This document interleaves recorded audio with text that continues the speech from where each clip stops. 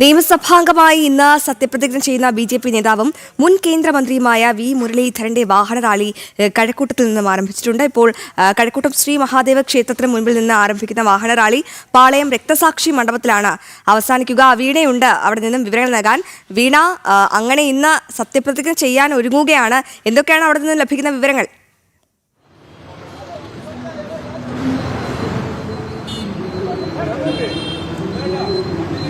അശ്വതി, വാഹന റാലി ആരംഭിച്ചിരിക്കുകയാണ്. മഴയാണ്, രാവിലെ മഴയാണുള്ളത്. ശക്തമായ മഴയ്ക്കിടയിലും നിരവധി പ്രവർത്തകർ കഴക്കൂട്ടം നിയോജക മണ്ഡലത്തിലെ MLA ആയി സത്യപ്രതിജ്ഞ ചെയ്യുന്ന വി മുരളീധരനെ അഭിവാദ്യം ചെയ്യാൻ നിരവധി പേരും എത്തുന്നുണ്ട് എന്നുള്ളതാണ്. വാഹന റാലിയായിട്ടാണ് അദ്ദേഹം നിയമസഭയിലേക്ക് എത്തുന്നത്. കഴക്കൂട്ടം, അതുപോലെ തന്നെ ഉള്ളൂർ, ശ്രീകാര്യം, കേശവദാസപുരം എന്നീ മേഖലകളിലൂടെയാണ് ഈ ഒരു വാഹന റാലി കടന്നു പോകുന്നത്. വാഹനങ്ങളിലടക്കം, ടൂ വീലറുകളിലടക്കം നിരവധി പേർ എത്തുന്നുണ്ട്. ഒപ്പം തന്നെ MLAക്ക് അഭിവാദ്യം അർപ്പിച്ചെത്തുന്നവരുമുണ്ട്. നമുക്ക് MLAയുടെ പ്രതികരണത്തിലേക്ക് പോകേണ്ടതുണ്ട്. ഇന്ന് സത്യപ്രതിജ്ഞ ചെയ്യുകയാണ്. നിമിഷങ്ങൾ മാത്രമേ ബാക്കിയുള്ളൂ. തീർച്ചയായിട്ടും കഴക്കൂട്ടത്തെ ജനങ്ങളുടെ ആഗ്രഹങ്ങൾക്കനുസരിച്ച് കഴക്കൂട്ടത്തെ വികസനത്തിന് വേണ്ടി പ്രവർത്തിക്കാൻ പ്രതിജ്ഞാബദ്ധമായിട്ടുള്ള ഒരു ജനപ്രതിനിധി എന്നുള്ള നിലയിൽ വരുന്ന നിയമസഭയുടെ കാലയളവിൽ ഈ സത്യപ്രതിജ്ഞ ഇന്നത്തെ ഈ ചടങ്ങോടുകൂടി അതിന്റെ പ്രവർത്തനങ്ങൾ ഔപചാരികമായിട്ട് ആരംഭിക്കും. ചരിത്ര വിജയം, 3 MLA-മാർ അപ്പോൾ സഭയിൽ പ്രധാനമായി മാറുകയാണ്, പ്രതിപക്ഷമായി മാറുകയാണ്. തീർച്ചയായിട്ടും പ്രതിപക്ഷത്തിന്റെ ഭാഗമാണ് ഭാരതീയ ജനതാ പാർട്ടി. BJPയുടെ നയപരിപാടികൾ ഉയർത്തിപ്പിടിച്ചുകൊണ്ട് കേരളത്തിന്റെ താൽപര്യങ്ങൾക്ക് വേണ്ടിയിട്ട് പ്രവർത്തിക്കാൻ പ്രതിജ്ഞാബദ്ധമായിട്ടുള്ള ആളുകളാണ് ഞങ്ങൾ 3 പേര്.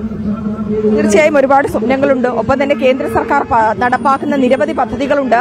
അത് സംസ്ഥാനത്തെ ജനങ്ങൾക്ക് കൂടി ലഭിക്കേണ്ടതുണ്ട്. അതിനാൽ തന്നെ തിരുവനന്തപുരം നഗരത്തിൽ, അതായത് കഴക്കൂട്ടം, ചാത്തന്നൂർ അടക്കമുള്ള മണ്ഡലങ്ങളിൽ അത് ജനങ്ങൾക്ക് ഇനി ലഭ്യമാക്കുമെന്നുള്ളതാണ്. ഇടതു വലത് മുന്നണികളുടെ രാഷ്ട്രീയ പൊള്ളത്തരങ്ങൾ അല്ലെങ്കിൽ ഒത്തുകളികൾ അത് ജനങ്ങൾക്ക് മുന്നിൽ തുറന്നു കാണിക്കുമെന്ന് തന്നെയാണ് BJPയുടെ ലക്ഷ്യം. അത്തരത്തിലുള്ള പ്രവർത്തനം തന്നെയായിരിക്കും ഉണ്ടാകുക എന്നാണ് പറയുന്നത്. മഴ ആണെങ്കിൽ പോലും ഇരുചക്ര വാഹനങ്ങളിലടക്കം നിരവധി പ്രവർത്തകർ ഇവിടെ നിന്ന് വാഹന റാലിയിൽ അദ്ദേഹത്തിന് പിന്തുണ അർപ്പിച്ചുകൊണ്ട്, ഒപ്പം തന്നെ അദ്ദേഹത്തിന്റെ സത്യപ്രതിജ്ഞാ ചടങ്ങിന് എല്ലാവിധ ആശംസകൾ നേർന്നുകൊണ്ട് അദ്ദേഹത്തിന്റെ വാഹനത്തിനൊപ്പം അണിനിരക്കുന്നുണ്ട്.